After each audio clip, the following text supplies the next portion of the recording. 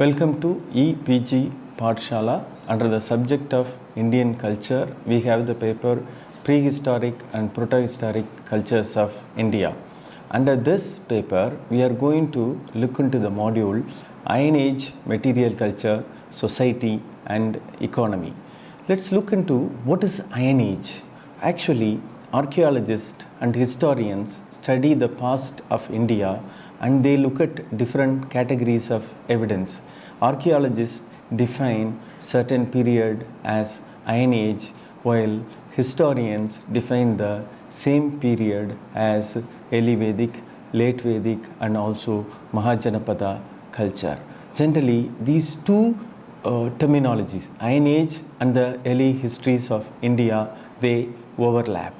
Now, we will look into the material culture of the Iron Age society. In other terms, it is same as the early Vedic, late Vedic and also Mahajanapada cultural period. You can look into the historical texts that talk about the society on the basis of textual references. Here, we are going to mainly look into the material cultural evidence. Let's look into the objectives of this particular lesson. Understanding the rise of early iron using cultures across the Indian subcontinent is the main objective. In what cultural stage the iron technology appeared in the respective regions in different parts of India. That is also one of the objectives. In what way iron technology contributed to the advancement of society and economy. These are all the factors that we are going to look into this lesson. What is Iron Age? How do we define Iron Age? Introduction and early development of iron technology is defined as Iron Age. It is emerging as an important and needy material for various simple to complex production and operative activities in this particular society. Iron technology is turning to play a main role in societal and economic institutions and their formulation. However, we have to keep in mind that iron or any other technology alone cannot make change in the society. There are several complex factors, social organization, which play an important role in the formulation of a society.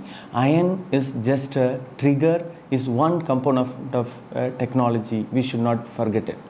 Iron Age in India. When we look at the Iron Age in India, we have evidence for iron technology appearing in different regions. Generally, the iron technology became popular after the fall of Indus civilization. You know, the Indus civilization or Harappan culture mainly used copper technology. It is generally believed that the Indus civilization people did not have the knowledge of iron, and generally we don't find evidence of iron in the Indus Valley sites. So therefore, iron did not play an important role in the urbanization of the Indus Valley civilization. Only after that we get iron, and the factors and the reasons for this we do not know. Why Indus Valley civilization people did not use iron, we have no idea. Probably copper was more accessible or the technology did not develop up to the level of iron, so the Indus Valley civilization people mainly used copper. We have evidence for independent and indigenous development of iron technology in India. Earlier scholars attributed the origin of iron technology to foreign sources, but generally now scholars believe that independently iron developed within India. We have evidence for iron technology in Balochistan and Indus Plain, Indo-Gangetic Plain and Deccan Plateau. These regions are classified into 6 cultural zones. Zone A consists of northwestern frontier of India with parts of Pakistan and Afghanistan with sites such as Mughal Gundai, Zinwari, Teghdab, Perak and Gandhara. Zone B consists of the painted culture sites of Indo-Gangetic Plains with important sites such as Jahera, Bhagwanpur, Atranjikera, Ahichatra and Hastinapur. Zone C consists of black and red ware and associated ware with NBPW culture of the middle and lower Ganga Valley. It consists of sites like Kausambi, Rajkat, Raja Nalkatila, Pandurajarthibi, Koldiva, Malhar and Lahura Deva. Zone D consists of Chalcolithic sites of central India, which has sites such as Ahar, Eran, Prakash, Ujjain and Nagda. Zone E has Iron Age habitational and megalithic sites of Vidarbha in eastern Maharashtra. It has sites like Mahurjari, Naikund, Junapani, Takalkat, Kaba. Zone F consists of the Iron Age habitational and megalithic burial sites of Karnataka, Telangana, Andhra Pradesh and Tamil Nadu and Kerala. There are more than 3,000 sites spread across this particular zone in southern part of Peninsula India. So therefore, we have widespread evidence for iron technology in India. Let's look into the sources to study the early Indian Iron Age. We have both archaeological as well as literature sources for studying the Iron Age in India. We have material recovered from archaeological excavations and explorations. From the habitation sites, we have evidence of iron furnace, slag, bloom and objects. From the burials, we have iron objects placed as grave goods. Archaeological evidence, we have lot of archaeological evidence for iron smelting from the early times. We have at Atranchikera a pear-shaped fire pit from an upper face of painted gravure culture dated 2000 BC.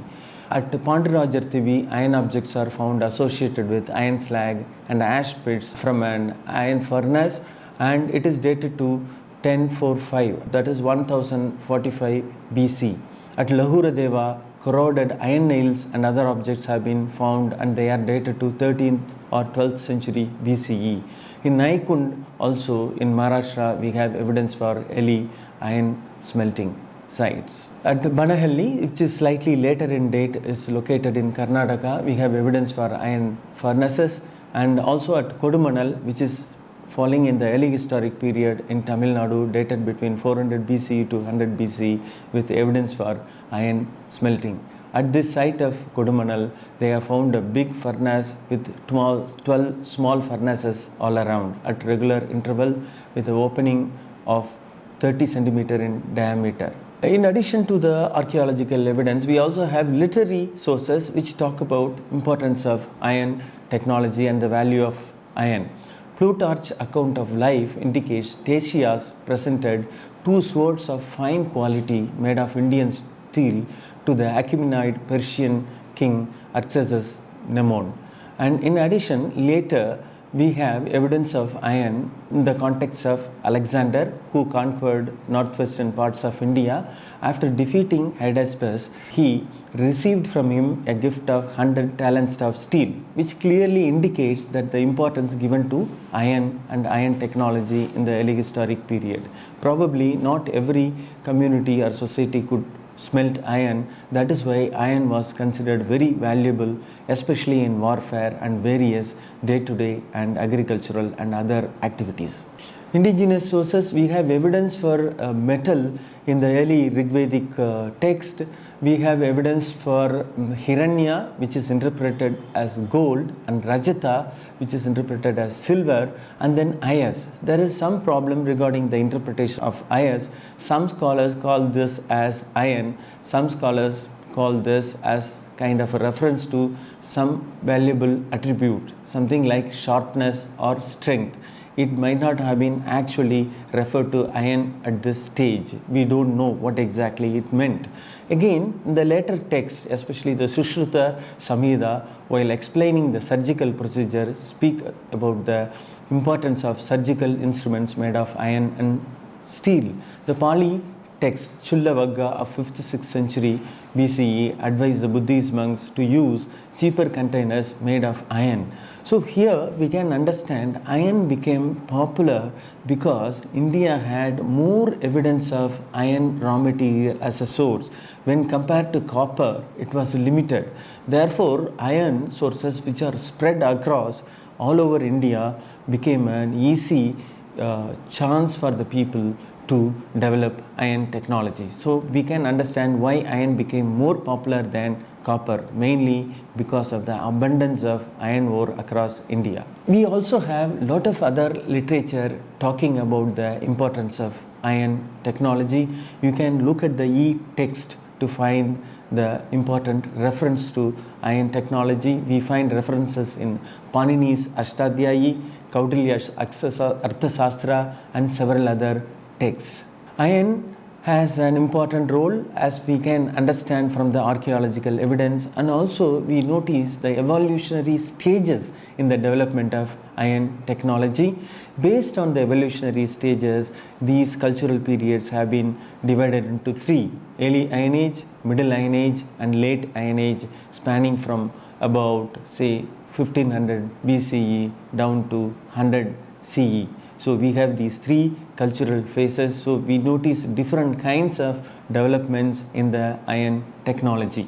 The early Iron Age perhaps starts around 1500 BC or 1400 BC, and from then it continues up to 7th, 6th century BCE. We have evidence for this particular phase at Gandhara and Prague assemblages in northwest India, and in the painted graveware cultures of Indo-Gangetic Valley, and also in the Chalcolithic black and red ware cultures in the middle lower Ganga plains, and in the megalithic cultures of Vidarbha and South India.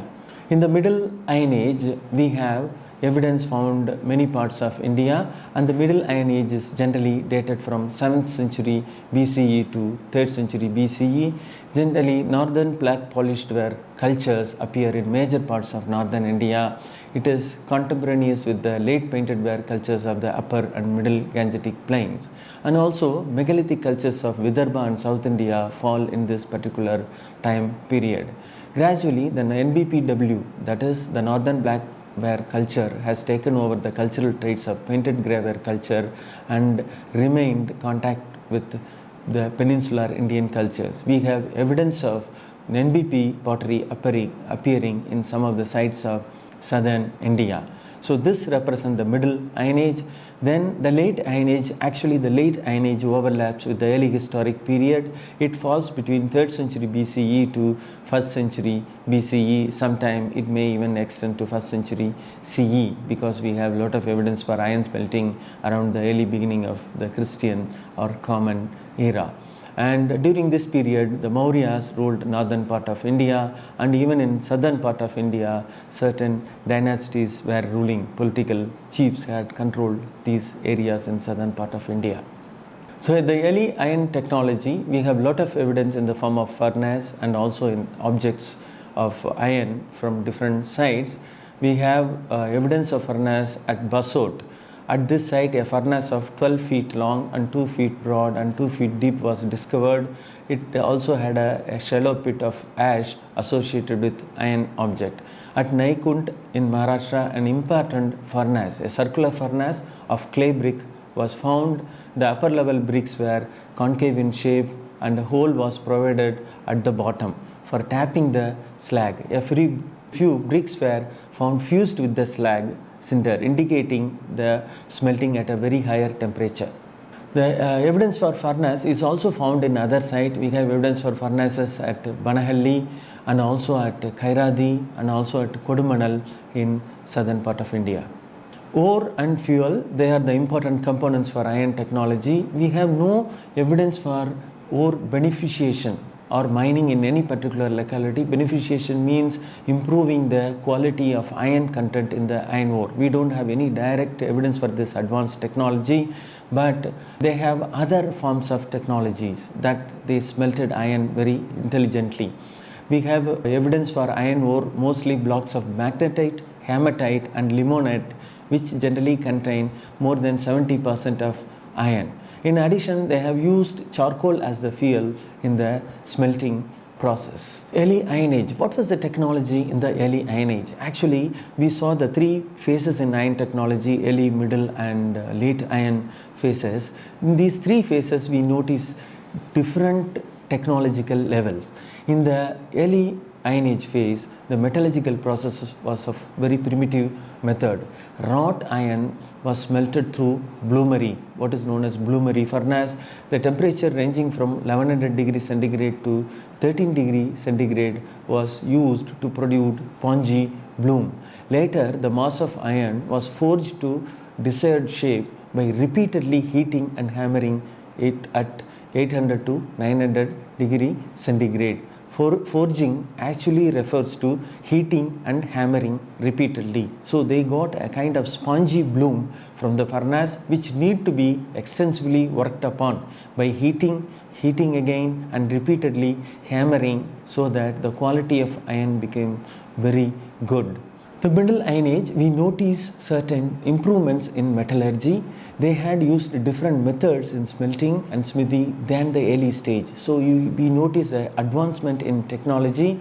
The new technology is called steeling or case hardening or carburization. See, they associate carbon in the process so that the steel can be produced, so that the metal can be harder. It can have sharper cutting edge, and this process is known as carburization. Case hardening is actually coating a soft iron with a hard steel. They do it by carburization. As a result of that, the carbon moves to the surface and the surface of the iron become very hard and it lasts long. So this particular technology was developed in the Middle Iron Age. We don't know how they achieved the carburization. Was it accidental or intentional? We have no idea. Maybe they were working with charcoal and they found it more effective. They realized that using of charcoal leads to harder iron. Then they started adopting it more frequently, probably because they had to use iron more frequently for cutting trees, for expanding agriculture during this period. We have evidence for carburization at the site of Rajghat, which is dated to 600 to 400 BCE. Iron sickle from Pandurajar Thibi in West Bengal shows that the sickle is forged at a higher temperature, and evidence of carburization is found.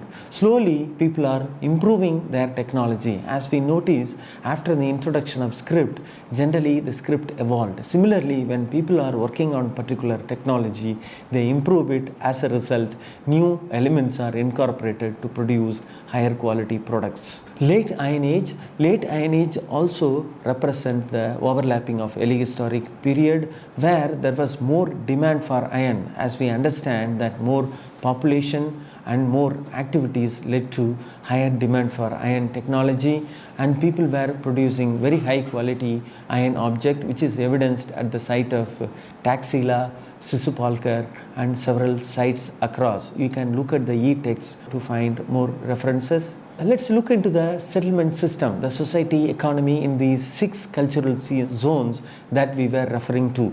How the people lived, how the iron technology had influenced their lives. In the zone A, we have evidence for early occurrence of iron immediately after the Bronze or late Bronze Age. We have evidence for this particular cultural period in northwestern part of India, and these people extensively used iron, which is evidenced in the Gandhavara grave cultural sites like Chitral, Lebiner, Timragar and several other sites. They are generally dated between 1600 BCE to 800 BCE. And there are several sites of these regions, and we find a lot of iron objects at these sites like spearheads, sword blades, hooks, axes, knife blades, weapons, and with bronze fastening and several other objects. So which clearly indicate that these people were producing several kinds of iron object to meet their daily needs. Their houses were generally square on plan, and they had several rooms, which suggests their complex social organization. These people cultivated rice and wheat, so they were also cultivating plants and using iron technology for various purposes. The zone B consists of sites in the Gangetic Valley. It falls between the ochre-colored pottery culture and northern black polished ware culture in the Indo-Gangetic plain. The sites are mainly called painted grey ware cultural sites. The culture gets its name from the painted grey ware pottery. There are about 700 painted grey ware cultural sites in the Indo-Gangetic plains, and these sites are very important because they laid the foundation for the later urbanization. Therefore, iron played a very important role at these sites, and the society was evolving, and iron was probably used extensively in their social advancement. We have evidence for iron at several sites like Alamgirpur, Atranjikera, Hastinapura, Mathura, Ropa, Kambili, Jahaira and several other sites in northern parts of India. So the painted grey ware culture, generally it is believed, flourished between 800 BCE to 400 BCE. The settlement system during this period included domestic and defensive architecture at the sites like Abaipur, Hat, Ahichatra, Alamgirpur, Atranjikera and Medina. It shows that these people were building some kind of defensive structure around their settlements, showing some kind of conflicts that was emerging in the society, probably in order to prevent themselves from the other people attacking them, or even flood and other elements attacking them. They created defense architecture around their settlements. We have a lot of evidence for domestic structures also at these sites, and their house remains have been found. So the line of development is very much evident in these sites, with the construction of residential structure as well as defense structures. We also have evidence for pit dwellings and huts made of wattle and daub with mud bricks. So they were also using wooden architecture in this particular point of time for their houses. The Medina excavations, Medina is in Haryana, revealed huts situated in the proximity to each other and hearths in open space between them, whereas we can say that this was a space used for cooking. Potter's clay levitation pits were also found near some of the huts. At Bhagwanpura, a complex consists of 13 rooms of rammed mud-walled house was exposed. This definitely indicates that some of the houses were very huge, indicating a different kind of social organization. The structure oriented north-south, and it had 5 rooms in the western side, 7 rooms in the eastern side. And we also have a lot of archaeobotanical remains and also archaeozoological remains from these sites, which indicate full-fledged agriculture as well as animal domestication. The kind of plant remains suggests that they were cultivating different crops. We have evidence for wheat, rice, rahi, kodo, millets, moong, urad, masoor, moth, kulthi, and a lot of plant varieties, and their food grains indicate an agricultural system of both Rabi and Kharif cultivation. That means they were cultivating in 2 seasons in a year, which indicates that the society had attained some sort of complexity. They had to produce a lot of grain so that a large number of population could be supported. The people also depended on cattle and buffalo, and you find their remains at many of these sites. In addition, they were also involving in hunting and gathering. We have evidence for nilgai, antelopes, deer and wild pigs at many of these sites. So clearly these people were having a complex diet which included hunted animals as well as domesticated plants and other domesticated animals. We also have evidence for metal and non-metal objects at these sites. Lot of nails, pins, needles, and many varieties of objects have been found.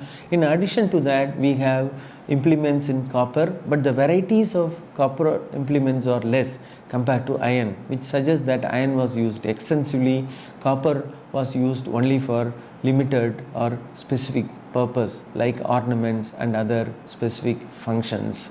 And in this period, the people were also using, though iron was introduced, people did not discard other materials. People were using stone, and also evidence for bone artifacts are also found.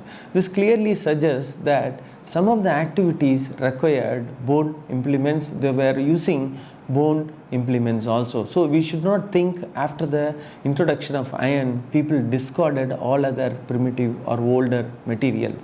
People were using other materials also.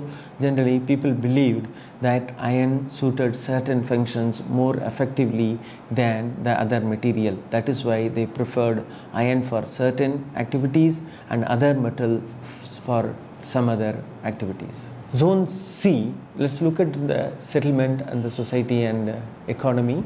So the nomenclature of this particular cultural phase comes from the NBP ware ceramics, and it flourished mainly in the middle and lower Gangetic plains of Uttar Pradesh and Bihar. They are found scattered in all along from Taxi in northwestern part of India and Amravati in Dharani Kota. Actually, NBP ware is found a limited number in Andhra. It is more concentrated in northern part. Generally, it indicates the kind of contacts people had in this period.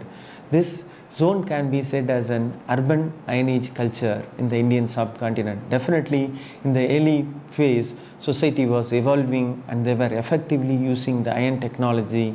As a result of social complexities, social organization and technology, the society advanced. We notice a lot of advancement in this particular phase. And C14 dating have revealed that this cultural phase, that is the NBP layer, can be placed between 600 to 100 BCE.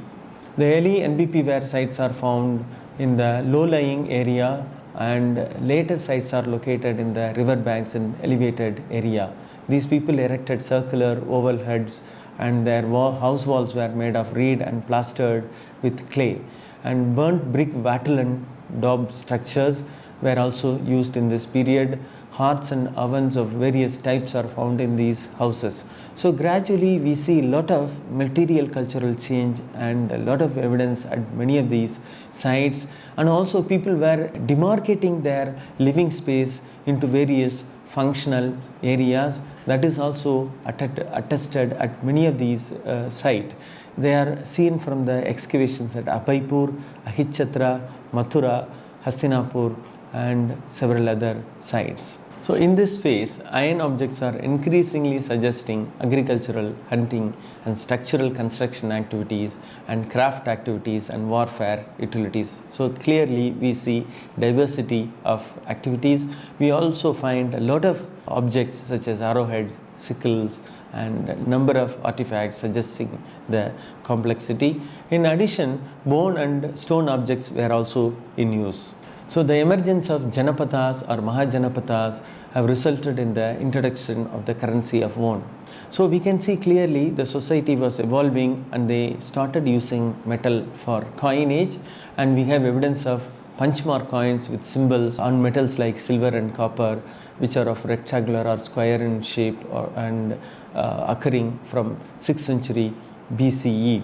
So this is an important evidence, and we find a reference to this particular period in a lot of Buddhist texts and also in other texts. At Narhan, a hoard of coins, 50 pieces, which can be considered to be coins, were found. So similar findings are found all over India, suggesting the use of coinage in the transactions and in exchange. In the early period, people were using mainly barter. Later on, they realized that the metal could be used as an intermediary, which we call as coins. Now the present day money system, monetary system, has evolved from this simple step that people introduced about 2500 years ago. In the zone D and E, we can see their settlement system also evolving, and we have clear evidence found at many sites. And these zone sites are found in southeastern Thar Desert, in the Aravalli Range and northern Deccan, and which are lying in the modern states of Madhya Pradesh, Gujarat and eastern Rajasthan and Maharashtra. These sites have showed continuity from the Chalcolithic or Chalcolithic to the early Iron Age, and later on megalithic to the early historic cultural phases. We find a lot of habitation as well as burial evidence at these sites. So the burials are found generally on the foothills in the barren and undulating landscapes. The habitation sites are dispersed over the fertile alluvial area, suggesting that they had different kinds of function for locating different kinds of sites. The excavation at the habitation sites of Takalkat, Naikund, Bagimuhari, Mahurjari, Adam suggests that ground plans of the houses were circular, round or rectangular. So the people were building different kinds of houses. Post holes have also been found. They clearly suggest the people had thatched houses at these sites, and they were also working on their floors. The floor evidence have been also found, and probably they were using cow dung to smoothen the surface of their houses. So we also have evidence of weapons of offense at many of these sites, like they have found spears, daggers and swords. They suggest that defense activities became very important in the social life, probably indicating the conflicts, intertribal warfare. Tools of implements, which were used for day-to-day activities, they are also found. They are like chisels, axe, nail parer, which are required for day-to-day activities, and agricultural implements like plowshare, sickles are also found, and household objects like frying pans and lamps and saddles, clearly suggesting that iron was extensively used in this period. Another important category of ornament relates to the horses. Horses played an important role in their life. They used several ornaments for the horses made of iron. So horse was considered very important in the society, especially for pastoralism and warfare. Horse was very important. So about 100 Iron Age megalithic burial sites are reported in this particular region, and different burial types such as menhirs and dolmens and stone circles are found in this particular region. The archaeobotanical and archaeozoological remains from the excavation suggest their subsistence activities. They were cultivating barley, rice, wheat, and wide variety of plants, and also they had sheep, goat, horse, water, buffalo, and several other animals. So they all suggest the complex social life. And they were also hunting wild animals. They were actually supplementing their food with hunted animals because probably they liked the hunted animal meat too, in addition to the domesticated animal meat. In the zone F, the last zone, we have evidence for iron extensively. There are more than 3,000 sites found in this area, and many of these sites are of burial sites. These sites are distributed in Karnataka, Telangana, Andhra Pradesh, and they are found up to Kaveri Delta, and even beyond. There are several sites in Karnataka, Kerala, and southern Tamil Nadu. The early Iron Age of this zone has very large representation of megalithic burial sites and very few habitation sites. The size of the graveyards are also differing. Sometimes you may find just 10 burials. In some cases, you may find 1,500 or more than 2,000 burials. So they have erected different kinds of burials at these sites. So we also have evidence for their domestic structures and their houses, but they are not very significant. Probably the houses were made of perishable materials, mainly using stones, roughly dressed stones, and also wooden poles. That is why we don't have very detailed evidence of their houses. Generally, they indicate the houses were generally of very simple type, and this is evidenced from many of the excavations. We have evidence for these settlement remains at sites such as Maski, Hyrebengal, Bukkasagra, Ramapuram, Kadabakale, and Sanganakallu. In addition, evidence for embankments. Probably these people were harvesting the rainwater and also beginning to cultivate. That is why some of the megalithic burials are located near the tanks. Another important feature of these megalithic burials are types of pottery. They had used black and red ware, black and red ware, and large number of ceramic vessel types, which suggests these people had a very complex social life, and they had required all these ceramic types for their day-to-day activities. One of the important features of these ceramic industry is the presence of graffiti, post-firing mark on these pottery, which suggests probably they had some kind of communication system. We don't know the meaning of these graffiti. Some scholars attribute that they are very similar to various scripts of the world, but we don't know whether it was really a script. But certain burials have revealed a specific type of graffiti symbol, indicating that these people were using these symbols probably as clan or group mark, as suggested by several scholars. We do not know the real significance of this. At some sites, these graffiti mark, for example, at Kodumanal, they are found along with the Brahmi letters, Tamil Brahmi letters. Probably these symbols had some significance. We do not know.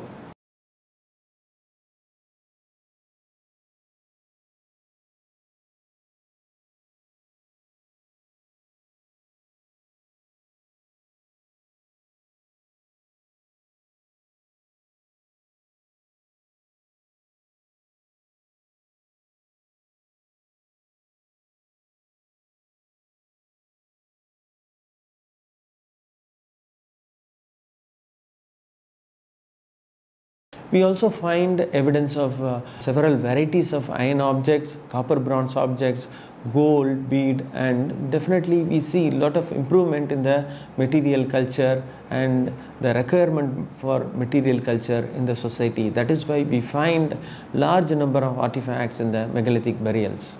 Archaeobotanical evidence has also been found at many of the sites: horse gram, green gram, ragi, kodo millet, common pea. So they were rice and barley, and several crops were cultivated by these people, and they were actually rearing sheep and goat and cattle, and probably even swine and dog and also horse, as evidence from the excavations. So the people had a very complex life.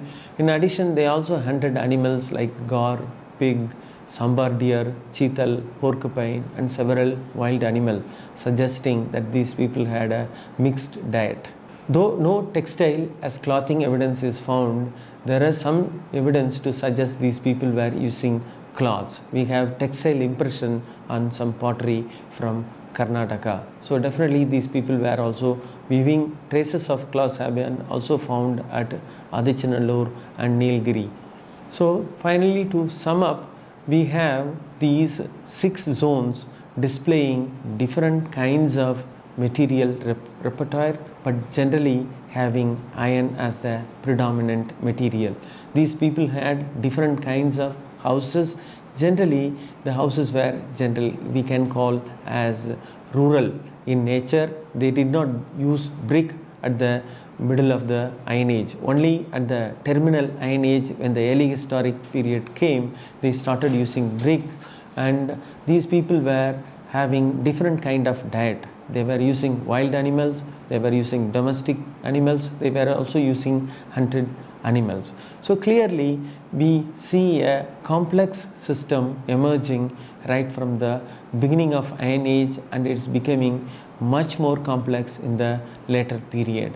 Actually, this Iron Age is the period that laid the foundation for the later urbanization of India. So in a sense, we should consider the Iron Age cultures of India are much more important than the Indus Valley culture or the Harappan culture. Generally, our focus has been mainly on the Indus Valley or Harappan culture because of the rich material artifacts. But when we look at the Iron Age spread, we see the developments all across India, right from northwestern part down to Kanyakumari. So probably the iron had an important role because of the availability. The iron ore was available so much, so the people could easily use this technology and develop their society. So clearly we can understand the impact of iron technology. Therefore, it is very reasonable to suggest whenever we use frequently and abundantly available local material in our technology, that development can be achieved very easily. So that is the lesson that we learn from these Iron Age technology of India. So with this, I am closing this presentation. If you have any doubts or questions, you can refer to the e-text as well as the PowerPoint presentation. In addition, there are several articles and books published on the Iron Age cultures of India. You should consult them. Thank you.